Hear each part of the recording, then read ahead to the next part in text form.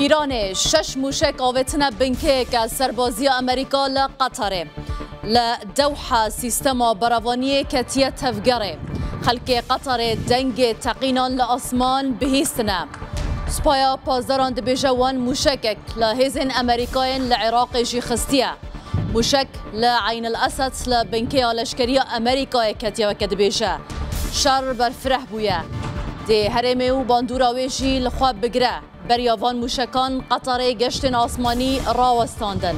آسمان والا و بیت افگره بالوسخانه امریکای جی داخل امریکی نشتجین قطر دکه لجین خواب بمینن در نکون ترساوی که هیکو ایشف تشتکم مزن و خطرناک رو بده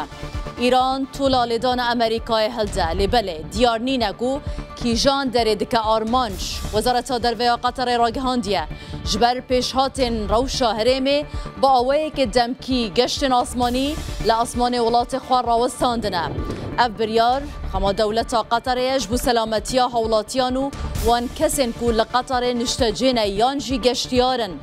ده داخویانی دا وزارت درویا قطر صدم و بریار آشکرا کریا گوتیه ابد چارچوبه کومک ریکارن خوب پاراستن دایه جبر پیشهاتن روشا نافچه افریکار هاتنه ورگرسن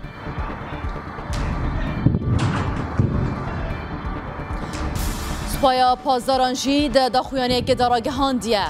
بشتی دزرژین سربازین اشکراین رژیم تاوانکاری امریکاش بو سر دزگهین اتمی آشتیانه ین کمارا اسلامی ایران و بمپکرنا سربازی یاسای ناف دولتی سپایا پازداران اپراسیون مزگینی فتح دست بکریه